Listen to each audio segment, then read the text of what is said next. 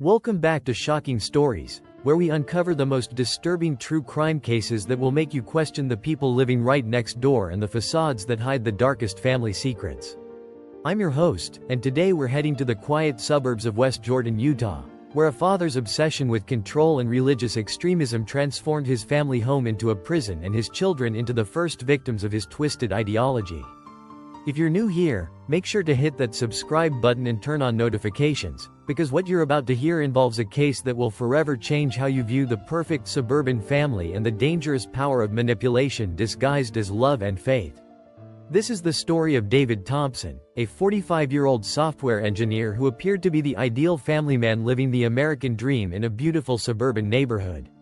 But behind the white picket fence and manicured lawn of 1428 Maple Street, David had created something far more sinister than a happy home. He had established a religious cult with himself as the supreme prophet, and his wife and 6 children as his first and most devoted followers. Picture this. It's a warm Sunday morning in May 2024, and the Thompson family is walking to their neighborhood Mormon ward, just like they had done every week for the past 15 years. To their neighbors, they appeared to be the epitome of the perfect Utah family. Well-dressed, well-behaved children walking in perfect formation behind their parents, everyone smiling and greeting neighbors with polite waves and cheerful hellos.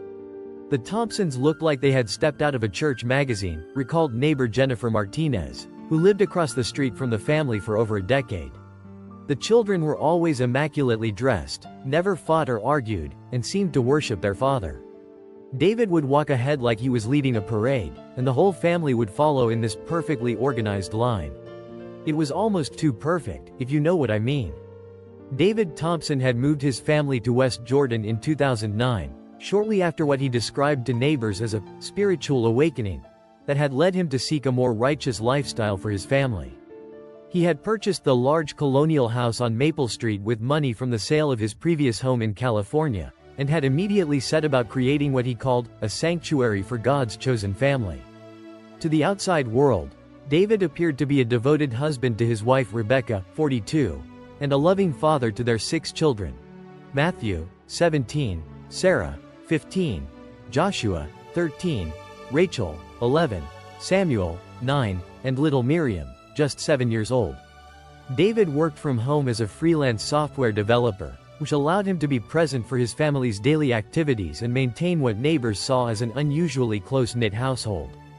David was always talking about the importance of family values and keeping children safe from the corrupting influences of modern society, recalled Mark Chen, who lived next door to the Thompsons. He homeschooled all the kids, limited their exposure to television and internet, and seemed to have very strong opinions about raising children according to biblical principles. It seemed admirable, honestly, a father who was that invested in his children's moral development. But what neighbors didn't know was that David's moral development program was actually a sophisticated system of psychological manipulation and control that he had been developing and refining for over a decade. Behind the closed doors of 1428 Maple Street, David had transformed his family home into a totalitarian regime where he ruled with absolute authority as God's appointed prophet on earth. The transformation had begun gradually, starting shortly after the family's move to Utah. David had become increasingly involved in studying fringe religious texts and alternative interpretations of Mormon doctrine, eventually developing his own theological system that placed him at the center of his family's spiritual universe. David started telling us that God had chosen our family for a special mission, Rebecca Thompson would later tell investigators, her voice barely above a whisper as she described years of psychological manipulation. He said that the regular church wasn't pure enough anymore, that most Mormons had been corrupted by worldly influences, and that God had called him to lead our family back to the true path of righteousness. David's theological system, which he called the Covenant of Divine Family, established a rigid hierarchy with himself at the top as the divinely appointed patriarch and prophet. Rebecca was designated as the vessel of godly submission, while the children were ranked according to age and gender, with specific roles and responsibilities assigned to each family member. David created his own version of religious law that governed every aspect of our daily lives, Rebecca continued. He determined what we ate, when we slept, what we wore, who we could talk to, and even what thoughts we were allowed to have. He said that questioning his authority was the same as questioning God, and that disobedience would result in eternal damnation for our entire family. The daily routine at the Thompson house was structured like a military operation crossed with a religious seminary. The family woke at 5 a.m. for mandatory prayer and scripture study led by David, followed by breakfast eaten in complete silence while David read from his own religious writings. The children's education consisted entirely of David's theological teachings, with traditional academic subjects filtered through his religious interpretations. We weren't allowed to have friends outside the family because David said other children would corrupt us with worldly ideas. Matthew Thompson, the oldest child, would later testify. We couldn't watch TV, use the internet, or read any books that weren't approved by David. Our whole world was just our house, our family, and David's teachings about how we were God's chosen people. David had developed an elaborate system of rewards and punishments to maintain control over his family. Children who demonstrated perfect obedience and faith received special privileges like extra food or private time with David. Those who showed any signs of questioning or disobedience faced increasingly severe consequences that ranged from food deprivation to physical punishment to what David called spiritual correction sessions. The spiritual correction sessions were the worst, Sarah Thompson recalled during her interview with child psychologists. David would lock us in the basement for hours or sometimes days, telling us we needed to pray for forgiveness and that God was testing our faith. He said that if we weren't strong enough to endure the trials, we would bring God's wrath down on our entire family. But perhaps the most insidious aspect of David's control was his ability to convince his family that their suffering was actually a blessing and that their isolation from the outside world was protecting them from spiritual contamination. He created a closed system of beliefs where any outside influence was viewed as potentially dangerous, and where questioning his authority was equated with abandoning God and family. David was incredibly skilled at psychological manipulation, explained Dr. Patricia Moore, a cult expert who would later analyze the Thompson family case. He used classic techniques employed by cult leaders: isolation, control of information, creation of an us versus them mentality, and the establishment of himself as the sole conduit to divine truth. But what made his approach particularly effective was that he was operating within the context of a family structure that children naturally want to trust and believe in. The outside world remained completely unaware of what was happening inside the Thompson house because David had perfected the art of presenting a normal facade while maintaining absolute control behind closed doors. The family's public appearances were carefully choreographed performances designed to reinforce their image as a devout and well-functioning family unit. When we went to church or appeared in public, David would give us detailed scripts about what to say and how to behave, Matthew recalled.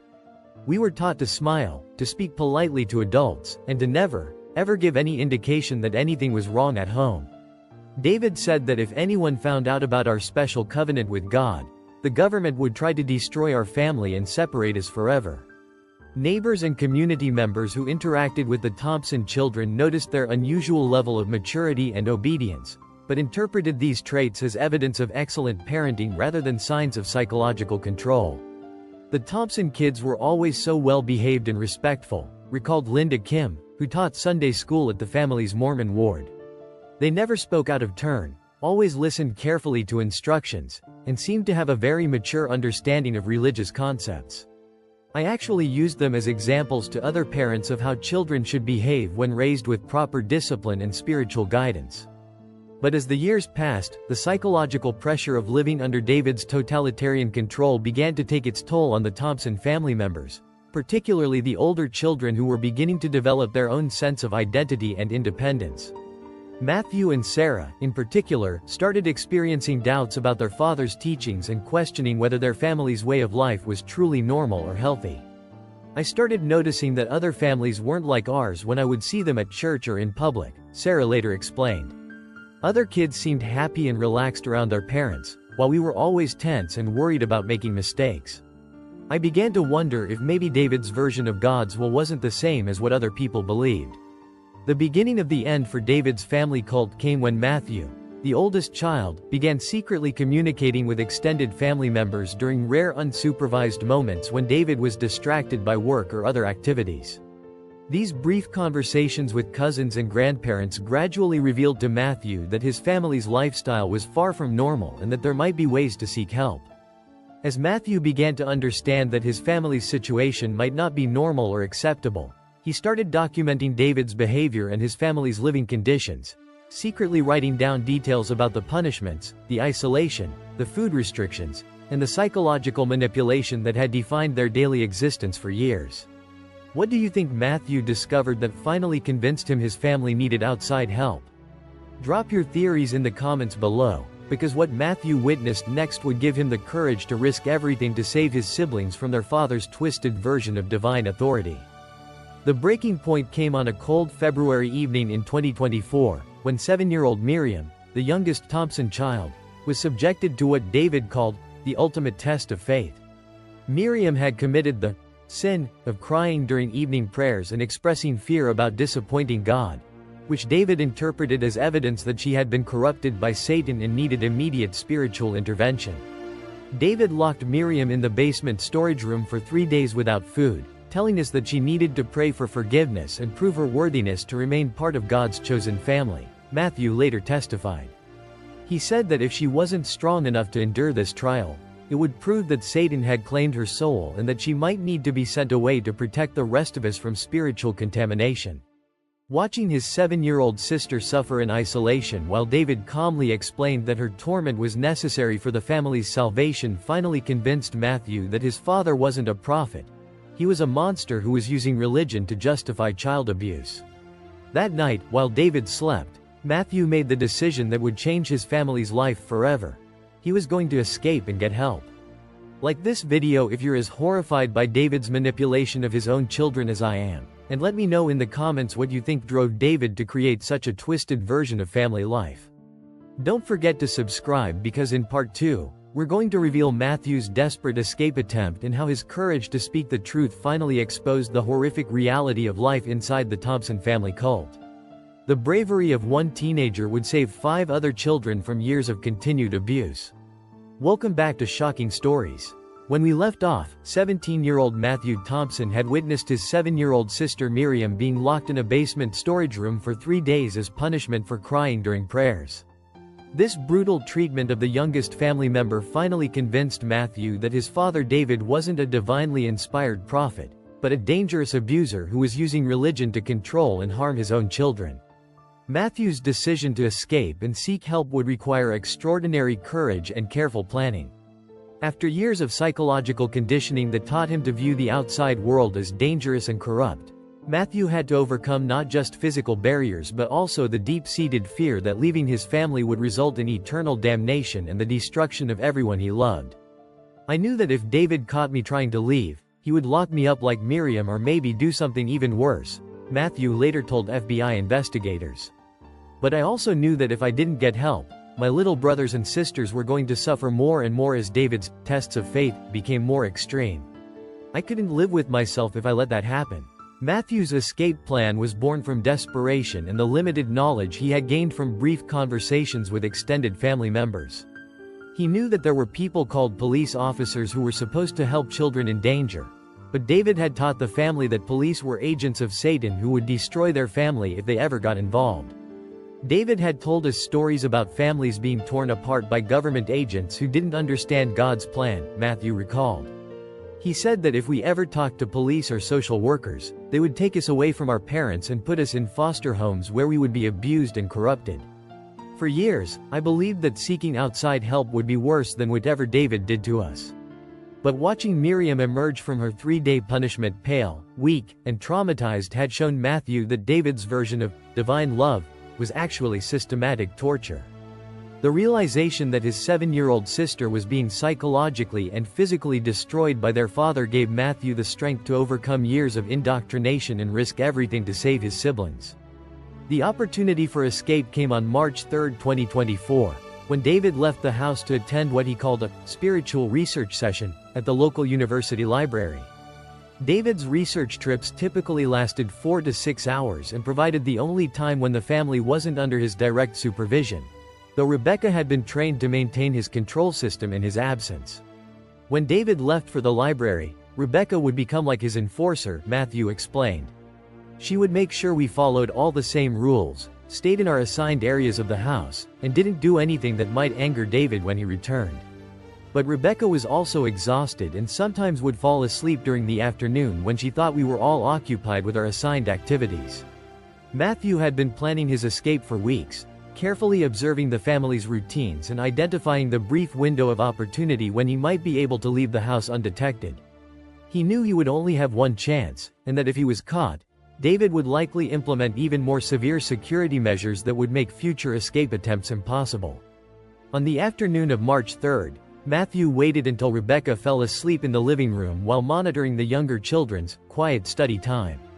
He then quietly made his way to the front door, his heart pounding with terror as he prepared to step into the outside world that David had taught him was filled with danger and evil. Walking out that front door was the most terrifying thing I had ever done, Matthew recalled. I had been taught my entire life that leaving the family home without permission was betraying God and endangering everyone I loved. Even though I knew David was wrong about almost everything, part of me still worried that maybe I was making a terrible mistake. Matthew's destination was the West Jordan Police Department, located about 2 miles from his family's home. He had never walked alone in his neighborhood before, and the simple act of moving freely through the streets without his father's supervision felt both liberating and terrifying. Everything looked different when I was walking by myself, Matthew observed. I had seen these same streets hundreds of times when we walked to church or went on family outings, but experiencing them alone made me realize how much of the world David had kept hidden from us. The walk to the police station took Matthew nearly an hour, not because of the distance, but because he kept stopping to gather courage and overcome the panic attacks that resulted from years of conditioning about the dangers of the outside world. Several times, he almost turned back, convinced that he was making a mistake that would destroy his family. But each time Matthew felt ready to give up, he remembered Miriam's face when she emerged from the basement storage room, pale, frightened, and looking at David with a mixture of love and terror that no 7-year-old should ever have to feel toward their parent. I kept thinking about how Miriam had apologized to David for crying and disappointing God, Matthew said. She was grateful to him for helping her become stronger, even though he had essentially tortured her for 3 days. That's when I knew that David had damaged us so badly that we couldn't even recognize abuse when it was happening to us. Matthew arrived at the West Jordan Police Department at 3:47 p.m., where he approached the front desk with shaking hands and asked to speak to someone about problems at home. The desk sergeant, Officer Jennifer Walsh, immediately recognized that she was dealing with a traumatized teenager who was struggling to articulate something serious. Officer Walsh brought Matthew to a private interview room and contacted Detective Sarah Martinez, who specialized in cases involving child abuse and domestic violence. Detective Martinez had 15 years of experience working with traumatized children, but she immediately recognized that Matthew's case was different from typical abuse situations. Matthew wasn't just reporting physical abuse or neglect, Detective Martinez explained. He was describing a completely isolated family system where his father had established himself as a religious authority figure with total control over every aspect of his family's lives. It was like interviewing someone who had escaped from a cult, except the cult was his own family. Getting Matthew to explain his family's situation required patience and careful questioning, as he had been conditioned to view any criticism of David as sinful and dangerous. Detective Martinez had to help Matthew understand that describing his father's behavior wasn't betraying his family, but actually trying to protect them. Matthew kept apologizing for speaking against his father, and asking if he was going to get in trouble for leaving the house without permission, Detective Martinez recalled. He had been so thoroughly conditioned to believe that questioning parental authority was wrong that he couldn't understand that what he was describing was actually criminal behavior. As Matthew gradually became more comfortable talking to Detective Martinez, he began revealing details about his family's daily life that painted a picture of systematic psychological and physical abuse disguised as religious discipline. The isolation, the food restrictions, the punishment sessions, and the complete control over information and communication all indicated that David had created a family cult with himself as the supreme leader. Matthew described a level of control and manipulation that we typically see in religious cults or terrorist organizations, Detective Martinez observed. But what made this case particularly disturbing was that David was using the natural trust and love that children have for their parents as weapons to maintain his control. The interview with Matthew lasted over 4 hours, during which Detective Martinez documented evidence of child abuse, false imprisonment, educational neglect, and psychological manipulation that had been ongoing for over a decade. But the most urgent concern was the immediate safety of the 5 children who were still trapped in David's family cult. Matthew's escape had given us a witness who could testify about the abuse, but it had also potentially put his siblings in greater danger, Detective Martinez explained. If David realized that Matthew had contacted authorities, he might escalate his control measures or even flee with the remaining children to avoid investigation. The decision was made to conduct an immediate welfare check at the Thompson residence, with officers prepared to remove the children if they found evidence of ongoing abuse or if David showed signs of becoming violent. Detective Martinez knew that this type of intervention could be dangerous, as cult leaders often became desperate and unpredictable when their control was threatened. At 6:15 p.m. on March 3, Detective Martinez and 3 other officers arrived at 1428 Maple Street to conduct what would become one of the most challenging child welfare investigations in West Jordan Police Department history. What they found inside the Thompson house would confirm Matthew's account and reveal additional evidence of abuse that even he hadn't fully understood. David Thompson answered the door with his characteristic calm demeanor, politely greeting the officers and expressing surprise that they were interested in his family. He claimed that Matthew had been struggling with teenage rebellion and spiritual confusion, and suggested that the boy had probably made up stories to avoid taking responsibility for his disobedient behavior. David was incredibly convincing when he talked to us, Detective Martinez recalled. He seemed like a concerned father who was dealing with a troubled teenager. He spoke intelligently about child development and religious values, and he presented himself as someone who was trying to raise his children according to strong moral principles. But when officers asked to speak with the other Thompson children, David's demeanor began to change. He claimed that the children were busy with their evening studies and religious activities, and that disrupting their routine would be harmful to their spiritual development. When officers insisted on seeing the children, David became increasingly agitated and began making veiled threats about legal action against the police department. That's when I knew that Matthew had been telling the truth, Detective Martinez observed. A normal parent whose child had run away would be desperate to get their kid back and would cooperate fully with police. David was more concerned with maintaining control over his remaining children than with Matthew's safety or whereabouts. The office's first glimpse of the Thompson children confirmed that something was seriously wrong in the household. The 5 children, Sarah, Joshua, Rachel, Samuel, and Miriam, stood in perfect formation in the living room, their eyes downcast and their hands folded, looking more like prisoners than members of a loving family. The children's behavior was unlike anything I had seen in 15 years of police work, Detective Martinez recalled. They didn't make eye contact with us, didn't speak unless directly asked a question, and seemed terrified of saying or doing anything that might displease their father. They looked more like cult members than children. When officers asked the children about their brother Matthew, their responses were clearly scripted and rehearsed.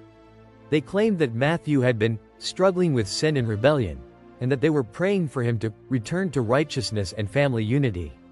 None of the children expressed concern for Matthew's safety or showed normal sibling worry about his disappearance. It was clear that David had coached the children on what to say if anyone ever asked about family problems, Detective Martinez observed. But what was most disturbing was that the children seemed to genuinely believe that Matthew was the one who had done something wrong by leaving. The office's inspection of the house revealed evidence of the control systems that Matthew had described. The children's bedrooms were sparse and institutional, with no personal belongings, entertainment items, or decorations that would reflect individual personalities or interests. The basement storage room where Miriam had been confined still contained makeshift restraints and showed signs of recent use as a punishment cell. What we found in that house was a systematic environment designed to break down individual identity and replace it with complete submission to David's authority, Detective Martinez explained. Every aspect of the children's living space reinforced the message that they were not individuals with rights or autonomy, but rather components of David's religious experiment. But perhaps the most damning evidence was found in David's home office, where officers discovered detailed journals documenting his psychological manipulation techniques, his theological justifications for child abuse, and his plans for escalating his control over his family members as they grew older. David had been keeping records of his family cult like a scientist documenting an experiment, Detective Martinez revealed. He had written detailed analysis of each child's personality, notes about which punishment techniques were most effective for different family members, and even projections about how he could maintain control as the children reached adulthood. Based on the evidence found in the house and Matthew's testimony about ongoing abuse, all 5 remaining Thompson children were immediately removed from their home and placed in protective custody. Rebecca Thompson was also taken into custody for questioning about her role in the abuse and her failure to protect her children from David's systematic mistreatment. The children's removal from their home was traumatic for them, as they had been conditioned to believe that separation from their family would result in spiritual damnation and worldly corruption. They cried, begged to be allowed to stay with David, and insisted that they hadn't done anything wrong to deserve punishment. The children fought against being rescued because they had been so thoroughly brainwashed into believing that David's abuse was actually love and protection, Detective Martinez observed.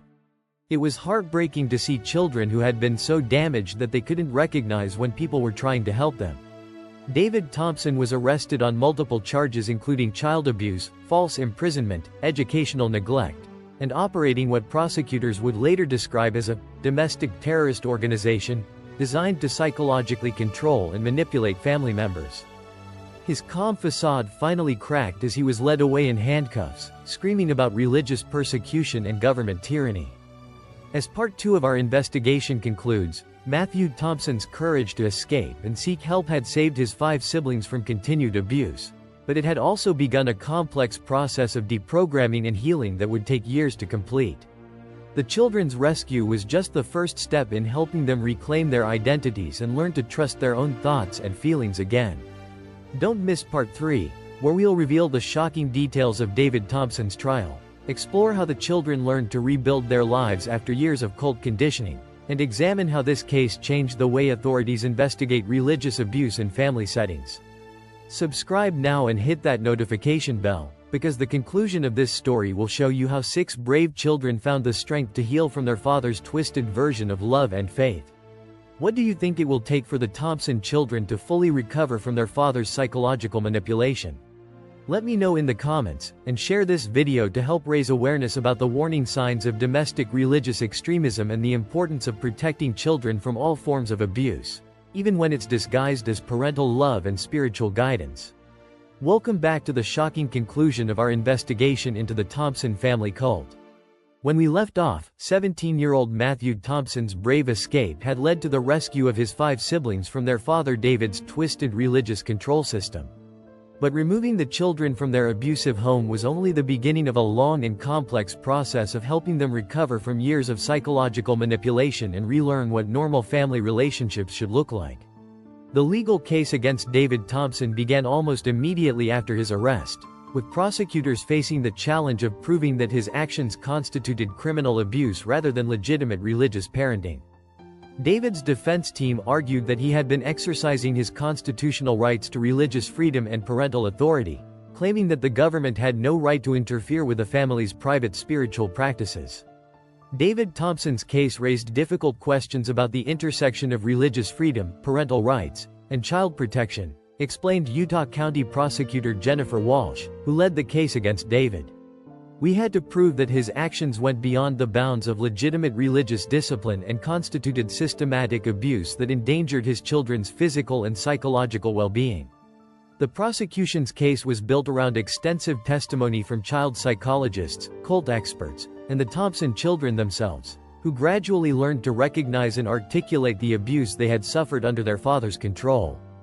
Dr. Patricia Moore, a specialist in religious trauma and cult recovery, worked with the children to help them understand that their experiences hadn't been normal or healthy. The Thompson children had been so thoroughly conditioned to view their father's abuse as divine love that they initially resisted any suggestion that they had been mistreated, Dr. Moore explained.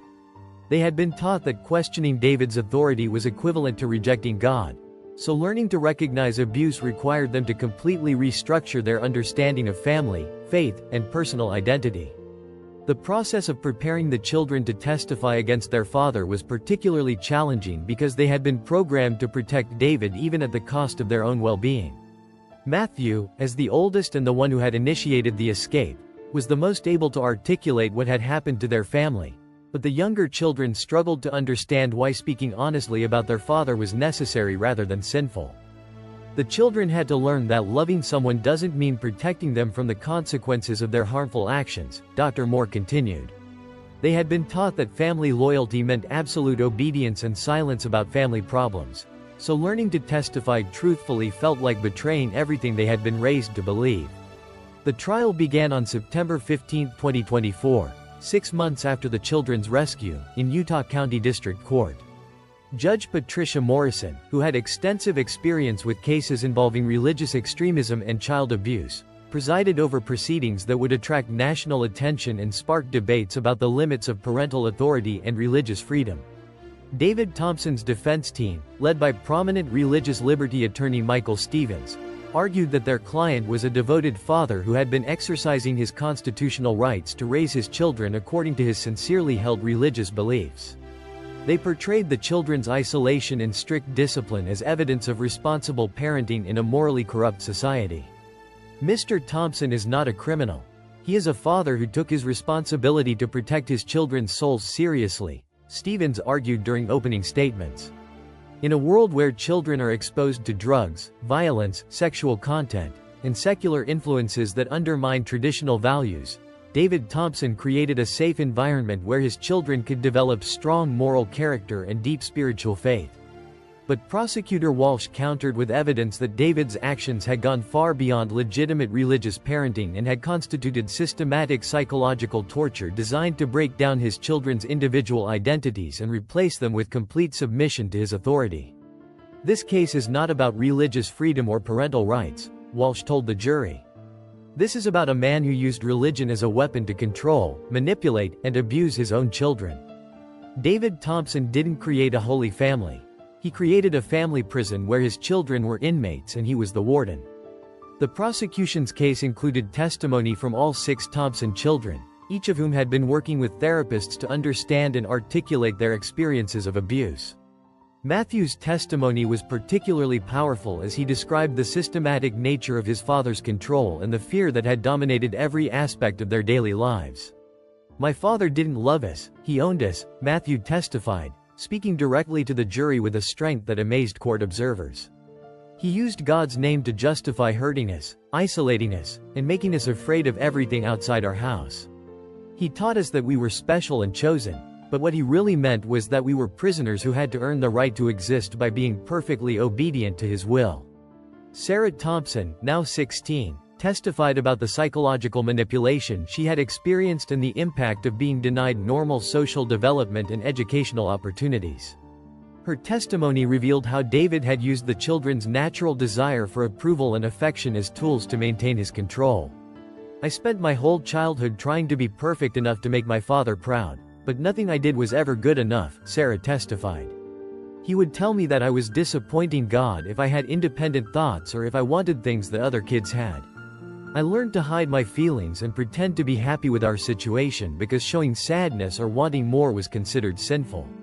The younger children's testimony was more limited due to their age and the severity of their psychological conditioning, but even their brief statements provided evidence of the fear and confusion that had characterized their daily lives under David's control.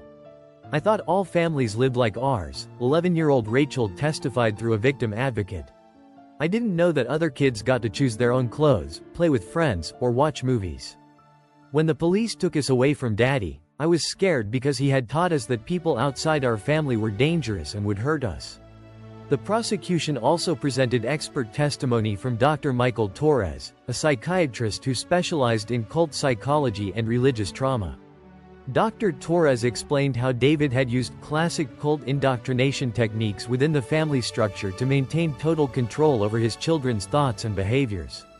David Thompson employed the same psychological manipulation techniques used by leaders of destructive cults, Dr. Torres testified. He isolated his victims from outside influences, created a closed system of beliefs that couldn't be questioned, established himself as the sole source of truth and authority, and used alternating rewards and punishments to maintain compliance. The fact that he did this to his own children makes his actions even more psychologically damaging. The defense team's attempts to portray David as a well-intentioned father were undermined by evidence of his detailed planning and his awareness that his actions were causing psychological harm to his children. The journals found in his home office revealed a man who was conducting deliberate experiments in psychological control rather than simply following religious convictions. David's own writings showed that he was fully aware of the psychological impact of his actions and was deliberately using techniques designed to break down his children's resistance to his authority, Prosecutor Walsh argued. This wasn't religious parenting, this was systematic psychological warfare against children who had no ability to defend themselves. The most damning evidence came from David's detailed notes about breaking each child's individual personality and replacing it with complete submission to his will. The notes included observations about which children were most resistant to his control and specific techniques for overcoming their psychological defenses. David had written detailed psychological profiles of his own children, noting their vulnerabilities and planning how to exploit those weaknesses to maintain control, Dr. Torres testified. These notes read like a CIA manual on psychological torture rather than a father's reflections on child rearing. The trial lasted 3 weeks, during which the jury heard extensive testimony about the long-term psychological damage that David's control system had inflicted on his children. Mental health experts explained that the children would require years of therapy to recover from their trauma and learn to function as independent individuals. The Thompson children have been so thoroughly conditioned to suppress their own thoughts and feelings that they don't even know who they are as individuals, testified Dr. Lisa Chen, a child psychologist working with the family. They have to learn basic concepts like personal preferences, individual opinions, and emotional autonomy that most children develop naturally. It's like they have to rebuild their entire sense of self from scratch. The jury deliberated for 2 days before returning guilty verdicts on all charges against David Thompson, including 6 counts of child abuse, 6 counts of false imprisonment, 6 counts of educational neglect, and multiple charges related to operating what prosecutors successfully argued was a domestic terrorist organization. During the sentencing phase, several of the Thompson children gave victim impact statements that provided heartbreaking insight into the long-term effects of their father's psychological manipulation. Matthew spoke for all his siblings when he addressed David directly in court. "You taught us that love meant control, that family meant fear, and that God wanted us to suffer," Matthew told his father, his voice steady despite his visible emotion. "But we're learning what real love looks like now. Real love means wanting someone to be happy and free, not keeping them trapped and afraid. You robbed us of our childhood, but you can't rob us of our future." Judge Morrison sentenced David Thompson to 25 years in prison, calling his crimes a systematic betrayal of the sacred trust between parent and child, and noting that his actions had caused profound and lasting psychological damage to 6 innocent children who deserved protection rather than persecution. "Mr. Thompson, you perverted the natural love and trust that children have for their parents and used those sacred bonds as weapons of control and manipulation," Judge Morrison said during sentencing. "You created a prison disguised as a home and called psychological torture divine love. Your actions represent one of the most fundamental betrayals of parental responsibility that this court has ever encountered." The legal proceedings against Rebecca Thompson were more complex, as prosecutors had to determine her level of culpability in the abuse versus her own victimization by David's psychological control.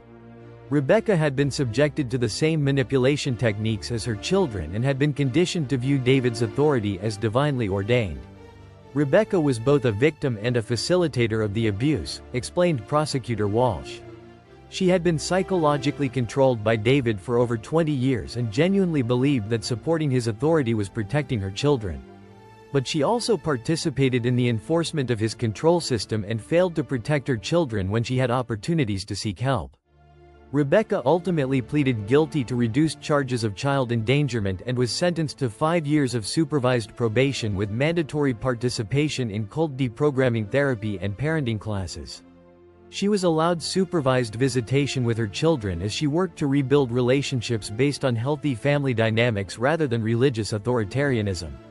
"Rebecca is learning to be a mother rather than an enforcer," explained Dr. Moore, who worked with the entire family during their recovery process.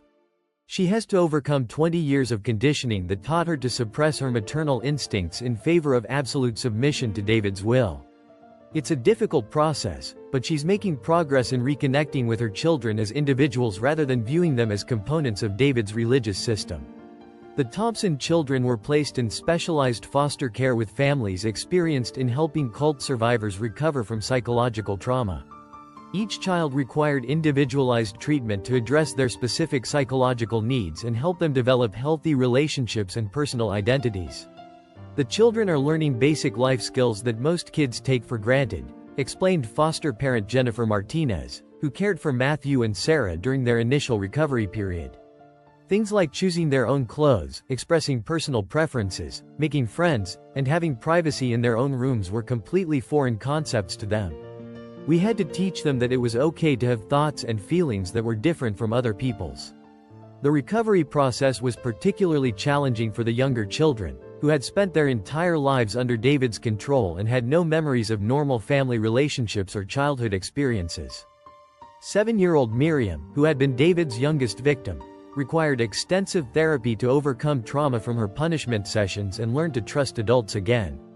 Miriam had been so severely traumatized that she initially refused to speak to anyone except her siblings, explained child psychologist Dr. Janet Williams, who worked with the youngest Thompson children. She had been taught that expressing any negative emotions was sinful and dangerous, so she had essentially shut down emotionally as a survival mechanism. Helping her learn to feel and express emotions safely was a long and delicate process.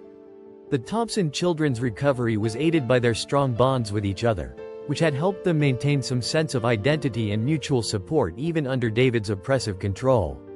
The siblings worked together in family therapy sessions to process their experiences and support each other's healing. The children's relationships with each other were one of the few healthy elements that survived David's control system, Dr. Moore observed. They had protected and comforted each other as much as possible under the circumstances, and those bonds became the foundation for their recovery. They were able to validate each other's experiences and provide mutual support as they learned to navigate the outside world. As of 2025, all 6 Thompson children are making progress in their recovery, though each is healing at their own pace and dealing with different challenges related to their specific experiences of abuse. Matthew, now 18, has graduated from high school and is attending college while continuing therapy to address his role as the family's protector and the guilt he feels about not being able to protect his siblings sooner. Matthew carries a lot of responsibility for his siblings' welfare, which is common for oldest children in abusive families, Dr. Moore explained.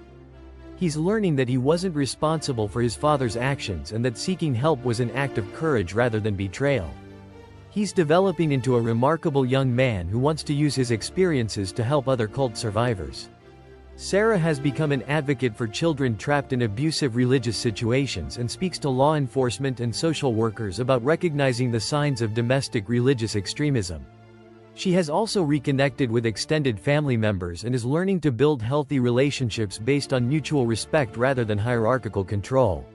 Sarah has found her voice and her strength, Dr. Moore continued.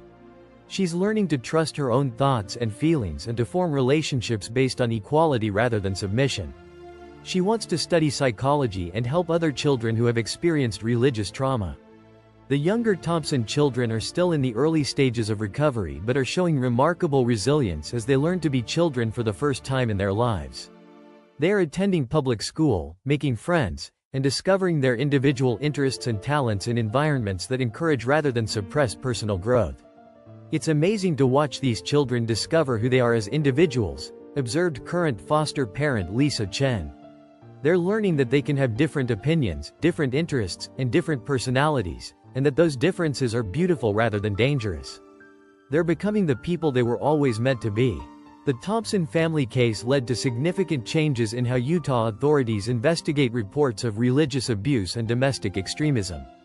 New protocols were established for recognizing the signs of family-based cults, and training was provided to help social workers and law enforcement officers understand the complex psychology of religious control systems. The Thompson case taught us that religious abuse can be just as damaging as physical or sexual abuse, and that it requires specialized understanding and intervention techniques, explained Utah Department of Child and Family Services Director Patricia Wilson. We now have better tools for identifying and helping families trapped in these situations. The case also sparked broader discussions about the balance between religious freedom and child protection, leading to clearer guidelines about when parental religious practices cross the line into abuse and what interventions are appropriate to protect children while respecting legitimate religious expression. As our investigation into the Thompson family cult concludes, David Thompson remains in prison, where he continues to maintain that he was a loving father who was persecuted for his religious beliefs. Prison officials report that he shows no genuine remorse for his actions and continues to view himself as a misunderstood prophet rather than accepting responsibility for the psychological damage he inflicted on his children. David still believes that he was right and that society simply failed to understand his divine mission, said prison chaplain Dr. Robert Kim. He talks about his children as if they were lost sheep who need to return to his guidance rather than acknowledging that they are healing from trauma he caused. His complete lack of insight into the harm he caused suggests that he would continue his controlling behavior if given the opportunity.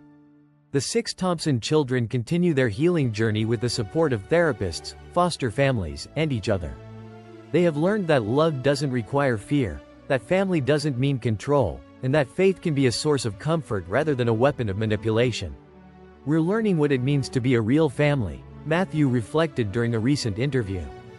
Not a perfect family where everyone has to think and feel the same way, but a loving family where we support each other's growth and celebrate each other's differences.